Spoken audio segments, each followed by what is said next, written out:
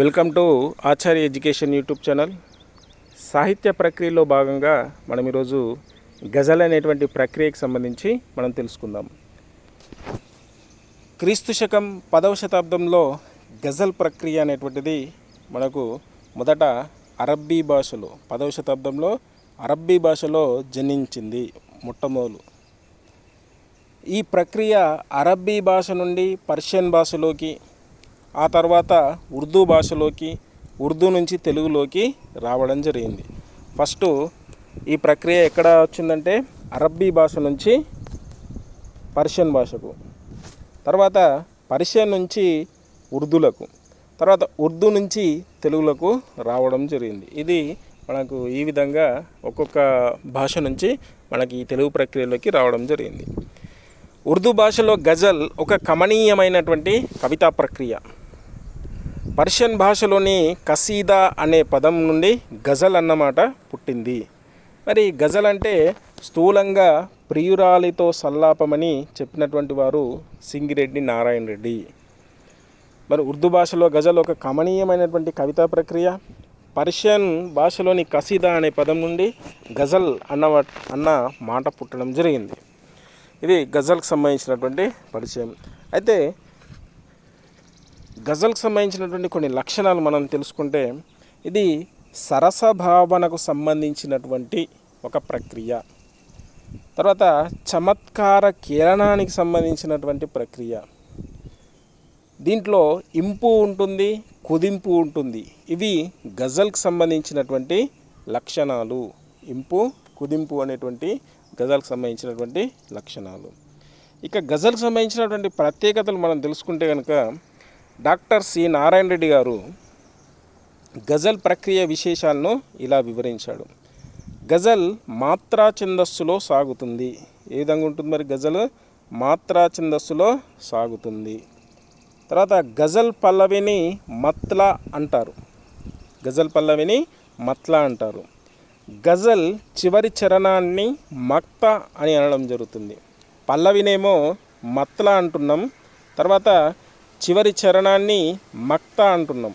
అది మత్లా అయింది, ఇది మక్తా అయింది. ఈ విధంగా గుర్తుంచుకోవాలి. ఇది పల్లవి, ఇది చరణానికి సంబంధించి. గజల్ పల్లవి చివర ఉన్న పదం ప్రతి చరణం చివర అంత్యప్రాసగా వస్తుంది. తర్వాత గజల్ చివరి చరణంలో కవినామ ముద్ర ఉంటుంది. ఈ కవినామ ముద్రను ఏమంటామంటే దీన్ని తకల్లున్ అంటారు. దీన్ని ఏమంటారు? తకల్లున్. గజల్ ఒకే విషయాన్ని చెప్పాలన్న నిర్బంధం లేదు. దీంట్లో అనేక విషయాలు ప్రస్తావించవచ్చు. భావం ఏ చరణానికి ఆచరణంగా విడిగా ఉండవచ్చు, ఆ విధంగా ప్రత్యేకంగా ఉండవచ్చు. ఇవి గజల్కి సంబంధించినటువంటి ప్రత్యేకతలు. సి నారాయణ రెడ్డి గారు చెప్పినటువంటి విశేషాలు ఏంటంటే, గజల్ మాత్రా ఛందస్సులో సాగుతుంది, పల్లవిని మత్లా అంటున్నాం, చివరి చరణాన్ని మక్తా అంటున్నాం. గజల్ పల్లవి చివర ఉన్న పదం ప్రతి చరణం చివర అంత్యప్రాసగా వస్తుంది. తర్వాత దీనికి గజల్ చివరి చరణంలో కవినామ ముద్ర ఉంటుంది. దీన్ని తకల్లున్ అంటాము. దీంట్లో ఒకే విషయాన్ని చెప్పాలన్న అవసరం లేదు. ఏ భావానికి ఆ భావానికి మనం విడిగా చెప్పవచ్చు.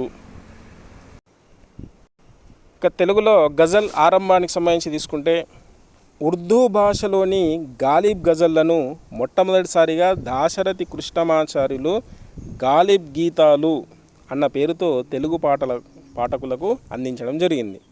ఉర్దూ భాషలో ఉన్నటువంటి గాలిబ్ గజల్లను మొట్టమొదటిసారిగా దాశరథి కృష్ణమాచార్యులు గాలిబ్ గీతాలు 1961 సంవత్సరంలో గాలిబ్ గీతాలు అన్న పేరుతో తెలుగు పాఠకులకు అందించడం జరిగింది. ఈ విధంగా గజల్ అనేటువంటిది ఆరంభించడం జరిగింది.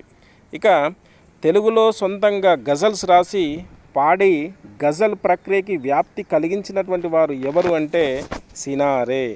అంటే సొంతగా గజల్స్ రాసి గజల్ పాడినటువంటి ప్రక్రియకు వ్యాప్తి కలిగించినటువంటి వాడు సినారే అని మనం చెప్పుకోవచ్చు. ఇక తర్వాత దాశరథి గారి గాలిబ్ గీతాలకు ఆంధ్రప్రదేశ్ సాహిత్య అకాడమీ వారి ఉత్తమ అనువాద బహుమతి లభించింది. దేనికి? గాలిబ్ గీతాలకి. దాశరథి గారు తన గాలిబ్ గీతాలను అక్కినేని నాగేశ్వరరావు గారికి అంకితం ఇవ్వడం జరిగింది. ఎవరు? దాశరథి కృష్ణమాచార్యులు. అతను రాసినటువంటి గాలిబ్ గీతాలను ఎవరికి అంకితం ఇచ్చారు? అక్కినేని నాగేశ్వరరావుకు అంకితం ఇవ్వడం జరిగింది. దాశరథి గారు రాసిన కవితా పుష్పకంలో కూడా చక్కని గజల్స్ కలవు. తర్వాత శృంగార తాత్వికపరమైన గజల్ను మానవీయ దృక్పథానికి, ప్రగతిశీలకు, అధిక్షేపానికి వాడుకొని ఆ ప్రక్రియను సినారే ఏం చేశాడంటే విస్తృతపరచడం జరిగింది. తర్వాత సినారే గజల్లకి తన గానమాధుర్యం చేత మరింత వ్యాప్తి కలిగించినటువంటి వారు గజల్ శ్రీనివాస్. మరి సినారే రాసినటువంటి గజల్కు ఈయన పాటలు పాడినటువంటి వ్యాప్తి చేసినటువంటి వారు ఎవరంటే గజల్ శ్రీనివాస్. సినారే గారు మొత్తం 100కి పైగా తెలుగు గజళ్ళు రచించాడు. మొత్తం ఎన్ని రచించాడు సినారే? 100కి పైగా గజళ్ళు రచించడం జరిగింది. గాంధీ తత్వాన్ని ప్రపంచానికి చాటి చెప్పేందుకు 100 భాషల్లో గజల్స్ పాడి గిన్నిస్ బుక్ ఆఫ్ వరల్డ్ రికార్డులోకి ఎక్కినటువంటి వారు గజల్ శ్రీనివాస్. గజల్ శ్రీనివాసు గిన్నిస్ బుక్ రికార్డుకి ఎక్కడానికి గల కారణం గాంధీ తత్వాన్ని ప్రపంచానికి చాటి చెప్పడానికి ఆ విధంగా పాటలు పాడడం జరిగింది. ఎవరు? గజల్ శ్రీనివాస్. ఇక గజల్ రచనలకు సంబంధించినటువంటి కర్తలు మనం తెలుసుకుందాం. గాలిబ్ గీతాలను రాసింది దాశరథి కృష్ణమాచార్యులు. కవితా పుష్పకాన్ని రాసింది దాశరథి కృష్ణమాచార్యులే. సినారే గజళ్ళు తెలుగు గజళ్ళు డాక్టర్ సి నారాయణ రెడ్డి రాశాడు. సల్లాపం అనేటువంటిది పెన్న శివరామకృష్ణ. హృదయం నా చిరునామా తటపర్తి రాజగోపాలం. తర్వాత పాపాయి గజల్, నడక గజల్, వాన గజల్, రాత్రి గజల్, చలికాలం గజల్, కాలేజ్ గజల్, ఊరి గజల్ ఇలాంటివన్నీ కూడా రెంటాల వెంకటేశ్వరరావు రచించడం జరిగింది. పాపాయి కానీ, నడక కానీ, వాన కానీ, రాత్రి కానీ, చలికాలం, కాలేజ్, ఊరి గజల్ ఇవన్నీ ఇన్ని రకాల గజలను రెంటాల వెంకటేశ్వరరావు గారు రచించడం జరిగింది. ఇక తర్వాత కొన్ని ప్రసిద్ధమైనటువంటి గజల్ సంబంధించినటువంటి మనం తెలుసుకుందాం.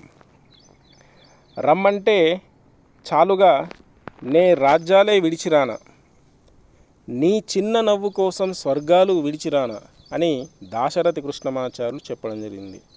రమ్మంటే చాలుగా నే రాజ్యాలే విడిచిరానా, నీ చిన్న నవ్వు కోసం స్వర్గాలు విడిచిరానా అనేటువంటిది ఒక గజల్. తర్వాత చేరువలో లేకున్నా చిరునగవులే చాలు, చెలిమి దలుచుకున్న చిరు తగవులే చాలు ఇది కూడా దాశరథి కృష్ణమాచార్యులు రచించినటువంటిది. తర్వాత అమ్మ ఒకవైపు దేవతలంతా ఒకవైపు, సరితూచమంటే నేను ఒరిగేను అమ్మ వైపు అని సి నారాయణ రెడ్డి చెప్పడం జరిగింది.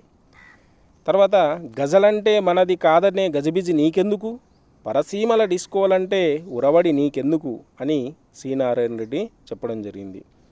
నాది కానిదేదైనా ముట్టాలనుకోను, నాదైనా సరే దాచిపెట్టాలనుకోను అని సి నారాయణ రెడ్డి చెప్పడం జరిగింది.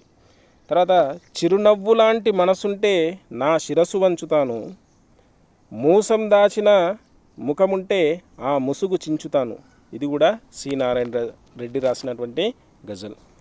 తర్వాత ఎవరేమని తిడుతున్నా వేషం బాగున్నది, ఎంత దిగబడుతున్నా ఈ దేశం బాగున్నది ఇది కూడా సి నారాయణ రెడ్డి రచించినటువంటిది. నన్ను చూడరమ్మని 1000 లేఖలు ఆమె రాసింది, చెలికెంత ప్రేమయో తన విలాసం తెలుపనే లేదు అనేటువంటి దీన్ని పెన్నా శివరామకృష్ణ రాయడం జరిగింది. ఉందో లేదో స్వర్గం నా పుణ్యం నాకిచ్చేయి, ఘోరమైన మాటంటే గుండెల్లో గుణపం గుచ్చేయి ఇది తటపర్తి రాజగోపాలం రాసినటువంటి గజల్. ఇంకా కొన్ని గజల్కి సంబంధించినటువంటి మనకు ఇచ్చినటువంటి పంక్తులు చూద్దాం. ఎదురుగా క్షీర సముద్రాలున్న హృదయానికి దాహం, కరిగే తొలకరి మేఘాలున్న గగనానికి దాహం అని సినారే చెప్పడం జరిగింది. అంటే ఎదురుగా పాల సముద్రాలు ఎదురుగా ఉన్న హృదయానికి దాహం వేస్తుంది, కరిగే తొలకరి మేఘాలున్న గగనానికి దాహం వేస్తుంది ఇది సినారే చెప్పినటువంటి గజల్. ఇక తర్వాత ఇది అమ్మ ఒకవైపు దేవతలంతా ఒకవైపు అనేది సినారే అని తెలుసుకున్నాం. తర్వాత రమ్మంటే చాలు కానీ రాజ్యాలు విడిచిరానా అనేది దాశరథి చెప్పాడని చెప్పుకుందాం. తర్వాత నాణ్యమైన మాట అంటే నట్టింట్లో దీపం కాదా, ఘోరమైన మాట అంటే గుండెల్లో గుణపం కాదా ఇది కూడా తటపర్తి రాజగోపాలం రాయడం జరిగింది. తర్వాత వానంటే చెరువుకు దీపావళి అంతటి పండగ, ప్రతి చినుకును తానొక్క ప్రమిదై మురుస్తుంది డాక్టర్ రెంటాల వెంకటేశ్వరరావు గారు రాసినటువంటి గజల్. గజల్ అంటే మనది కాదనే గజిబిజి నీకెందుకు, పరసీమల డిస్కోవాలంటే ఉరవడి నీకెందుకు, ఇది ఆల్రెడీ మనం తెలుసుకున్నాం. ఇది సినారే. ఇవి మనకు గజల్కి సంబంధించినటువంటి అంశాలు. ఈ గజల్ అనేటువంటి ప్రక్రియ మనకు ముందు అరబ్బీ నుంచి తర్వాత పర్షియన్లోకి, అరబ్బీ నుంచి పర్షియన్లోకి వచ్చి, తర్వాత పర్షియన్లోకి ఉర్దూకి వచ్చి, తర్వాత ఉర్దూ నుంచి తెలుగుకు రావడం జరిగింది. అరబ్బీ, పర్షియన్, ఉర్దూ, తెలుగు, ఈ విధంగా గజల్ ప్రక్రియ అనేటువంటిది కొనసాగింది. ఇది 10వ శతాబ్దంలో కొనసాగినటువంటి గజల్ అనేటువంటి ప్రక్రియ. ఇది గజల్ ప్రక్రియకు సంబంధించినటువంటి సమాచారం.